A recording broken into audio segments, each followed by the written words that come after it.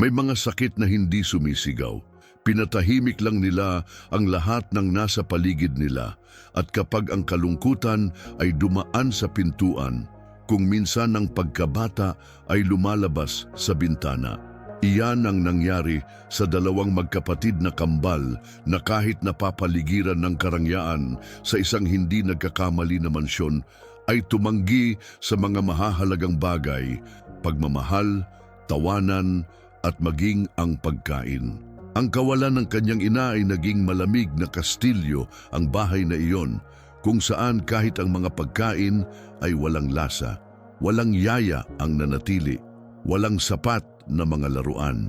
At ang kanyang ama, isang milyonaryo na negosyante, ay sumilong sa kanyang trabaho sa pag-aakalang pinoprotektahan siya nito.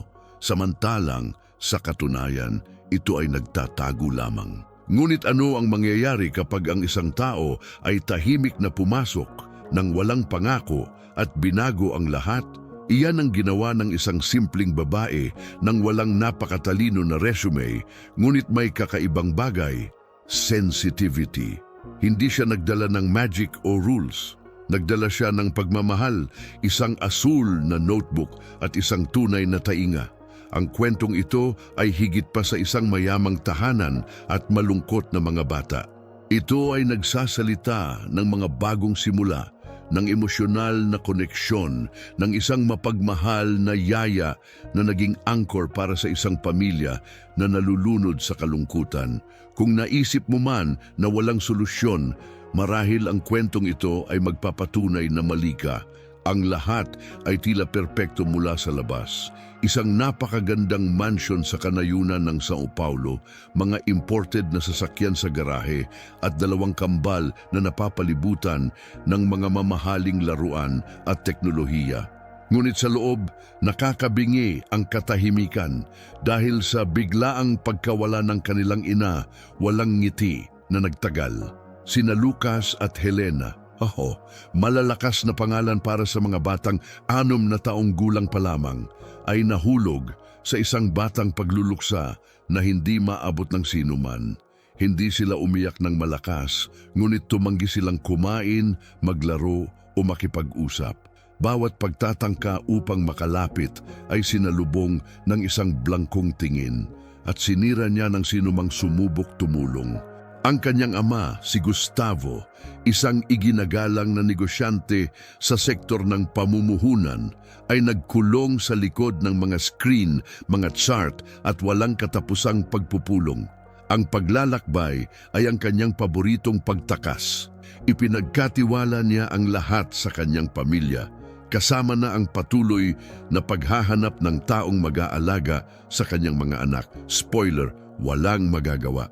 Dumating ang mga yaya na may mga internasyonal na resume, nagsasalita ng 5 wika at alam ang mga modernong pamamaraan ng pedagogical, ngunit wala sa kanila ang tumagal ng higit sa 2 linggo. Ang mansyon, kahit na walang kapintasan sa labas, ay ang tanawin ng isang tahimik na sakit. Hanggang sa isang huling pagtatangka, halos walang pag-asa, ay magbabago ng lahat. At wala nang magiging katulad muli. Si Clara ay walang magandang resume o isang sulat ng rekomendasyon na puno ng detalyadong mga papuri. Siya ay isang simpleng babae, malambot ang pagsasalita at may mga mata na marunong makinig ng higit pa sa kanilang hinuhusgahan. Inirekomenda siya ni Donna Leila, ang dating tagapangasiwa ng bahay, na isang pangungusap lamang ang sinabi ng imungkahi sa kanya. May regalo siya, Mr. Gustavo, isang regalo na hindi maituturo. Kinaumagahan ay dumating si Clara, maulap ang kalangitan at natakpan ng hamog ang matataas na pader ng mansyon. Bumaba siya ng kotse na may daladalang backpack at isang notebook na natatakpan ng asul sa kanyang mga kamay. Nagtagal siya, tumingin sa paligid ng hardin at huminga ng malalim. Binati siya ng walang sigla, walang naniniwala na tatagal siya ng higit sa 1 linggo. Sa loob ng ilang oras, alam niya ang mga pangalan ng mga empleyado, kung nasaan ang mga nakalimutang laruan, at kung ano ang mga pinakasensitibong panahon ng mga bata. Nagmamasid, napansin ni Clara ang maliliit na kilos, ang katahimikan sa pasilyo, ang mga guhit na kalahating iginuhit. Ang kanyang presensya ay bahagyang, ngunit ito ay malapit ng maging mahalaga. Hindi siya nagtanong ng mga invasive na tanong o nagpataw ng mahigpit na gawain. Simpleng inuukupahan niya ang mga puwang ng may kabaitan. At sa mansyon na iyon na minarkahan ng pagdadalamhati sa pagkabata, ang kawalan ng isang ina at ang emosyonal na distansya mula sa kanyang milyonaryo na ama, si Clara, ang mapagmahal na yaya, ay nagsimula ng walang kinang upang pukawin ang isang emosyonal na pagbabagong hindi nahulaan ng sinuman. Si Clara ay hindi pumalakpak, tumawag sa kanilang mga pangalan o sinubukang ipanalo ang kambal sa unang araw. Pasimple siyang naglakad papasok sa kwarto kung saan ginagamit ni na Lucas at Helena ang kanilang mga tablet at umupo sa sahig na parabang wala siyang inaasahan. Mula sa kanyang bulsa, inilabas niya ang isang nakatiklop na tala na may iginuhit na kamay. Dalawang maliliit na ibon na natutulog sa loob ng isang pugad na hugis puso. Walang salita. Ang drawing lang na iwan sa pagitan nila na parang may nagtatanim ng hindi alam kung sisibol. Saglit na kumurap ang mga mata ni Helena, ngunit hindi nagtagal ay bumalik sa screen. Nagkunwari itong hindi pinansin ni Lucas. Gayunpaman, nanatili si Clara doon ng mahigit 20 minuto, inayos lang ang mga unan at tahimik na nanonood. Sa ikalawang araw, kumuha siya ng ilang kulay na luwad at nagsimulang maghulma ng maliliit na hayop sa balkonahe. Hindi siya nag-imbita ng sinuman, iniwan niya lang lahat doon. Sa hapon, nagpakita si Lucas at lumikha ng isang maliit na asul na robot. Si Clara ay tumingin sa kanya ng totoo, ngunit hindi pinalaking galak. Kinabukasan, si Helena ang dumating na may dalang pink butterfly sa kanyang mga kamay. Nang walang pilit na yakap, nang hindi hinihingi ang pagmamahal, ang pagiging pare-pareho, kalmado at predictable na presensya. At unti-unti, ang tila hindi nakikitang yaya na iyon ay nagsimulang bumuo ng isang relasyon sa mga bata. Isang bono batay sa mga simpleng kilos, magiliw na tala, malikhaing pagkain at tunay na pakikinig. Doon isinilang si Tita Clarina at ang simula ng isang malusog na pagkabata. Ang mansyon na dating minarkahan ng isang makapal na katahimikan ay nagsimulang maglabas ng mga bagong tunog, mga hagigik sa hagdan, mga yabag na tumatakbo sa mga pasilyo. Ang mga plato ay nasimot na malinis. Naging routine na ang mapaglarong pagkain na iminungkahi ni Clara. Gumawa siya ng mga kwento para sa bawat sangkap. Ang karot ay ang wand ng lakas ng loob. Ang bigas ay bumubuo ng mga mahiwagang bituin. Nagsimulang dumating ang mga staff na nakangiti. Parang iba ang hininga ng bahay. Komento ng caretaker na tila mas mabulaklak ang hardin. Nag-imbento ng mga bagong recipe ang kusinero para lang makitang subukan ng kambal. Si Clara, sa kanyang mapagmahal at matahimik na paraan, ay nahawahan ang bawat sulok ng bahay at walang sino man ang makapagpaliwanag kung paano. Si Gustavo, nang hindi man lang umamin, ay nagsimulang ipagpaliban ang mga pagpupulong at magtrabaho mula sa sala para lamang marinig ang boses ng kanyang mga anak sa labas. Hindi na lang siya isang absent na milyonaryo na ama. Unti-unti niyang sinusubukang makadalo. At iyon para sa kanya ay mas mahirap kaysa sa anumang negosasyon sa mga namumuhunan. May kung ano sa paraan ng pag-aayos ni Clara ng mga libro, sa paraan ng pagtiklop niya sa mga nakalimutang kumot sa sopa na nagbigay ng bagong kahulugan sa bahay. Para siyang nagtatahi ng magagandang alaala sa mga lumang sugat. Ang emosyonal na pagbabago sa pamilyang ito ay hindi maliwanag, ngunit ito ay matatag tulad ng mga ugat na tahimik na lumalaki.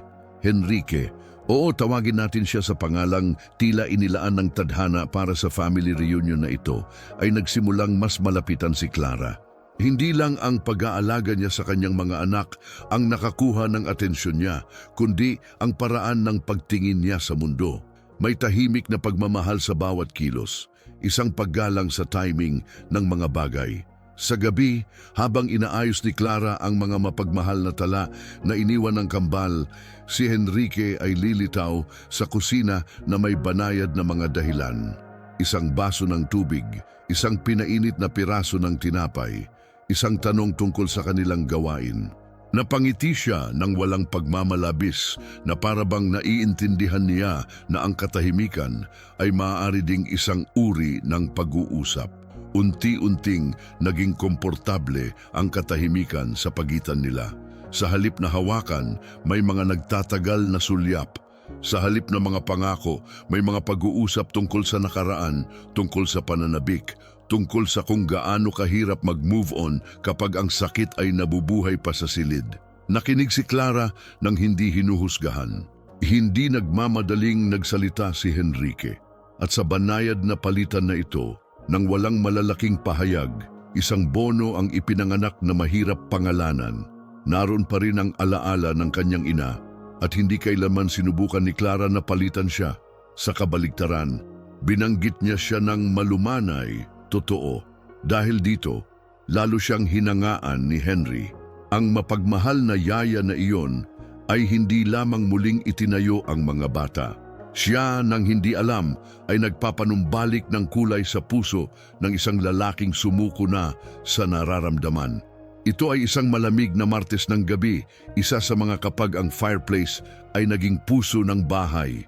Si Clara ay naghahanda ng mainit na tsokolate na may kanela at ang kambal ay nakahiga sa mga unan, nakikinig sa isa pa sa kanilang mga naimbentong kwento. Si Henrique, tahimik, nakatingin sa malayo. Hindi ang kwento ang nagpakilos sa kanya. Ito ang buong eksena. Nang makatulog ang mga bata, sinamahan niya ito sa kusina na parang ayaw pa niyang magpaalam. Si Clara ay naghuhugas ng mga tasa sa mabagal na paggalaw at si Henrique sa unang pagkakataon ay lumapit sa kanya nang walang praktikal na dahilan. May hinahanap ang kanyang mga mata, marahil ay lakas ng loob. Sa kanya, malumanay, tinanggap kung ano ang darating. Ang halik ay hindi naiinip. Ito ay tulad ng lahat ng iba pa sa pagitan nila. Kalmado, tapat, puno ng kahulugan. Isang tahimik na kilos, ngunit isa na sumisigaw sa loob nilang dalawa. Hindi ito pinlano, hindi rin nag-rehearse. Nangyari ito sa tamang panahon, sa tamang lugar, sa pagitan ng dalawang taong hindi na marunong magmahal, ngunit muling nag-aaral. Pagkatapos noon, wala na silang komento, walang mahabang usapan, walang padalos-dalos na pangako. Umakyat si Clara sa mga magaan na hakbang, malakas ang tibok ng kanyang puso, at nakatayo doon si Henrique, nakatingin sa walang laman na baso sa mesa. Sa kauna-unahang pagkakataon sa mahabang panahon, hindi siya nakaramdam ng takot. Gusto niyang manatili. Si Lucas ang unang nakapansin. Ang mga bata ay may ganitong tahimik na radar para sa tunay na damdamin. Hindi siya kumibo, ngunit nagsimula siyang lumapit kay Clara sa tuwing lalapit si Henrique.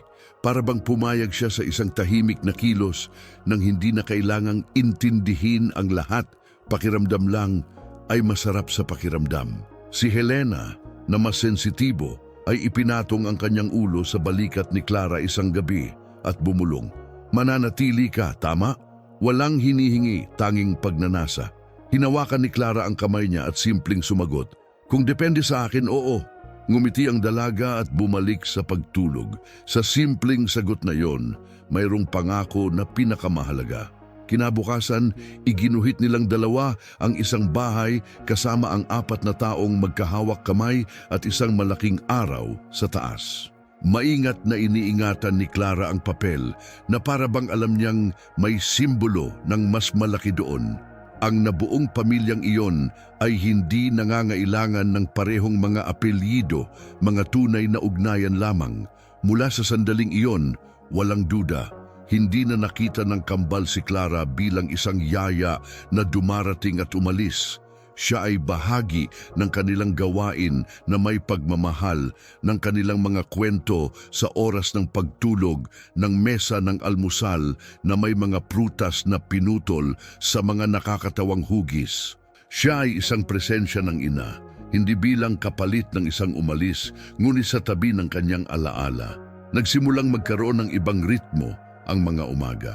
Maaga magigising si Henrique, magpapalit ng blazer ng t-shirt at maupo sa mesa bago pa man maihanda ang juice. Tatawa-tawa si Clara kasama ang kambal habang inaayos ang pancake na hugis bituin. Iyon ang uri ng mapagmahal na gawain na dati ay tila hindi matamo, ngayon simula pa lamang ng araw. Sa kanyang mga libreng hapon, tutulong si Enrique sa pagdidilig sa hardin kasama si Lucas o magbabasa ng mga kwento ng malakas kay Helena, kasama si Clara sa kanyang tabi na pumipili ng mga libro. Minsan ay nag-uusap sila tungkol sa mga simpleng bagay, tulad ng lasa ng cornmeal cake mula sa kanilang pagkabata. Sa ibang pagkakataon, hinahayaan nila ang kanilang mga sarili na mahulog sa katahimikan na nagsasabi ng higit sa 1,000 rehearsed pangungusap. Nagpatuloy si Clara sa parehong kagaanan gaya ng dati. Inayos niya ang silidaklatan kasama ang tagapag-alaga. Tinuruan si Helena kung paano gumawa ng mga pulseras na may mga kulay na kuwintas at pinagtawanan ang mga imbensyon ni Lucas na may mga kaldero ng pintura at karton. Nanood si Henrique ng may paghanga na tahimik na lumaki. Mayroong pag-ibig doon, ngunit walang pangangailangan ng madali ang pagkilos, tanging presensya. Ang pag-ibig pagkatapos ng pagkawala ay hindi dumating tulad ng isang avalanche. Dumating ito na parang simoy. Hindi na kailangang tukuyin ni na Clara at Henrique kung sino sila dahil namuhay sila na parang alam na nila.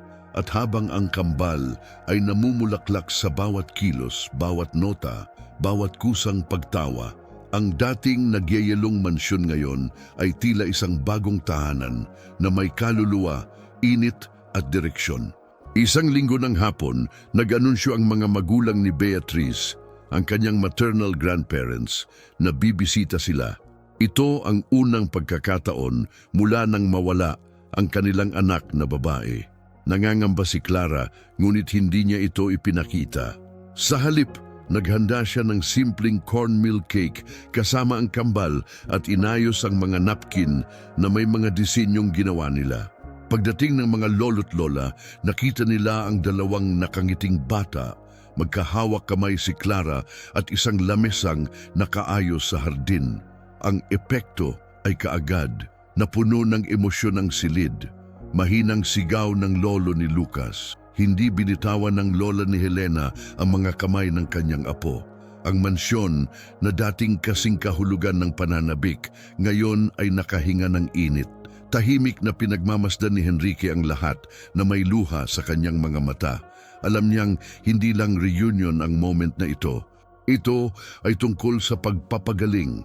Sa pagtatapos ng hapon, isinantabi ng kanyang lola si Clara at bumulong na may basang mga mata.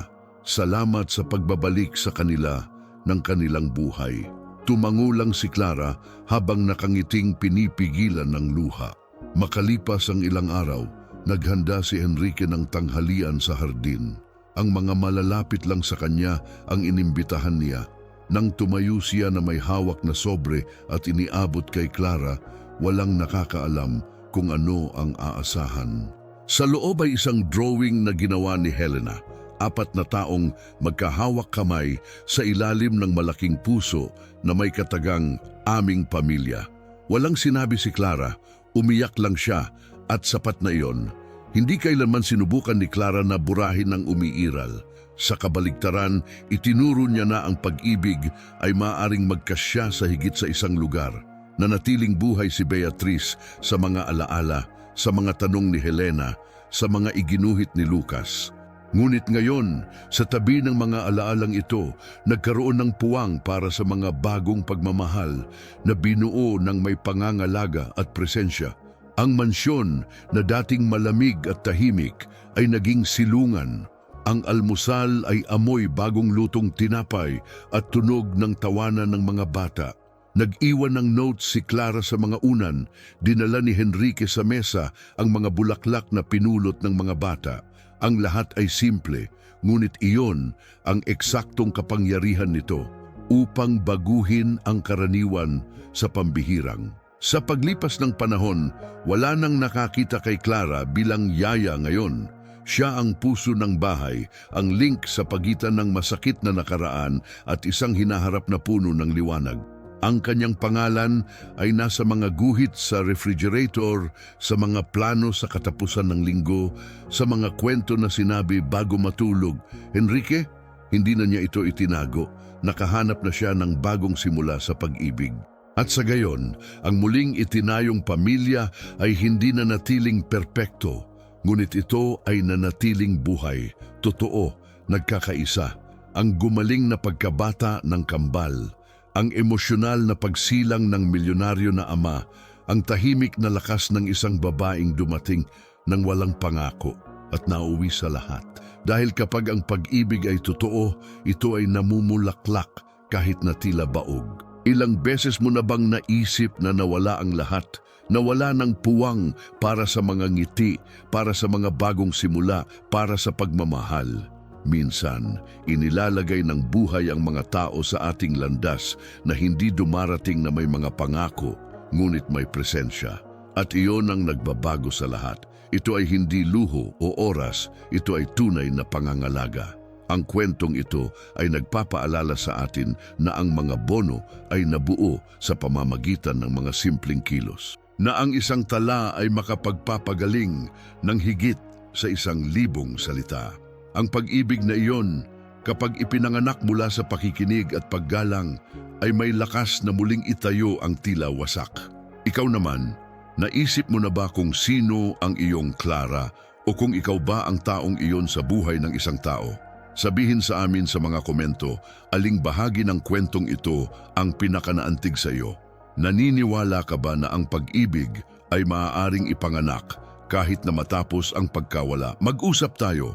At kung ang mga kwentong tulad nito ay nagpapainit sa iyong puso, mag-subscribe sa channel, i-activate ang bell at huwag palampasin ang mga susunod na kabanata na tiyak na makakaantig din sa iyo.